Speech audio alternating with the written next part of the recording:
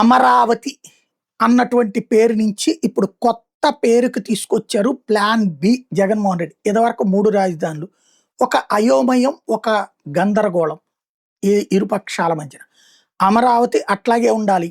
29 గ్రామాలదే అమరావతి, విజయవాడ, గుంటూరు, తెనాలి, మంగళగిరి పరిధి అంతా అమరావతి అన్నది తేల్చకుండా అధికార పక్షం 3 రాజధానులు అన్నదే రాజధాని అని మొదట, లేదు లేదు ఇప్పుడు మావిగన్ అని పేరు పెట్టండి, మచిలీపట్నం దాకా తీసుకెళ్ళండి, మచిలీపట్నం దాకా నుంచి గుంటూరు దాకా, మచిలీపట్నంలో ఎంఏ తీసుకోండి, విజయవాడలో విఐ తీసుకోండి, గుంటూరులో జియుఎన్ తీసుకోండి, మొత్తం కలిపి మావిగన్ అని పేరు పెట్టండి.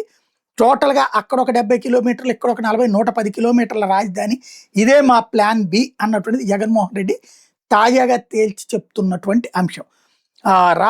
ఇదే సందర్భంలో అమరావతి అన్నటువంటి జ్యూరిస్డిక్షన్ లేకుండా, ఒక స్పష్టత లేకుండా రాజధాని అన్నటువంటిది మాత్రమే బిల్లులో పెట్టడాన్ని నిరసిస్తూ తాజాగా పార్లమెంట్లో, లోక్సభలో బిల్లు పెట్టినటువంటి సందర్భంలో బాయ్కాట్ చేసుకొచ్చింది ఒకవైపున వైఎస్ఆర్ కాంగ్రెస్ పార్టీ ఎంపీలు అయితే, రెండో పక్కన ఇదిగో అమరావతికి ద్రోహం చేస్తున్నారు వీళ్ళు అంటూ తీవ్రస్థాయిలో విరుచుకుపడుతున్నది Telugu Desam party, Janasena.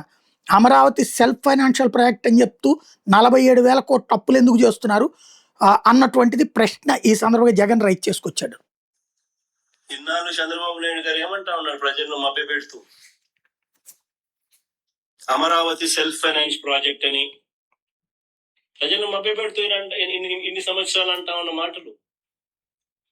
Amaravati self finance project అని రాష్ట్రంలోని ప్రజలందరినీ కూడా చంద్రబాబు నాయుడు గారు ఇన్ని సంవత్సరాలు మభ్యపెడుతూ వచ్చాడు.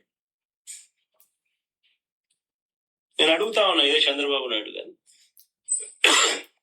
అయ్యా చంద్రబాబు నాయుడు గారు, సెల్ఫ్ ఫైనాన్స్ ప్రాజెక్టే అయితే అమరావతి కోసం ఇప్పటికే కమిటెడ్ గ్రాస్ లోన్లు 47,000 కోట్లు ఎందుకు చేస్తున్నట్లు అని అడుగుతా ఉన్నా. సెల్ఫ్ ఫైనాన్స్ ప్రాజెక్టే అయితే ఆయన కమిటెడ్ గ్రాస్ లోన్స్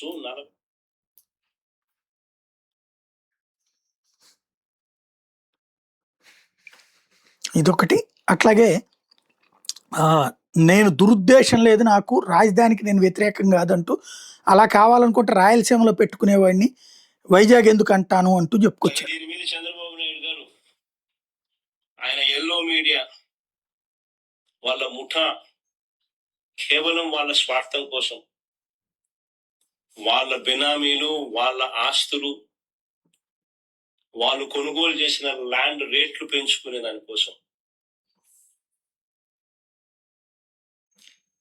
చెప్పని అబద్ధాలు లేదు.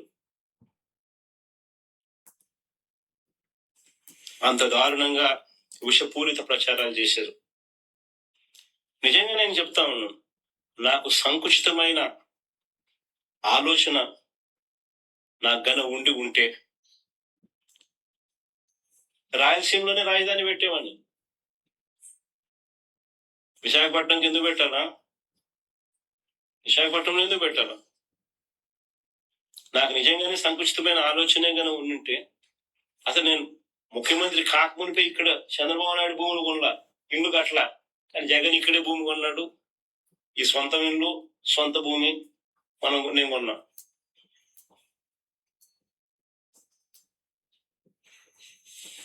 ఇది జగన్ తాజా ఆగ్రహం. నిజంగా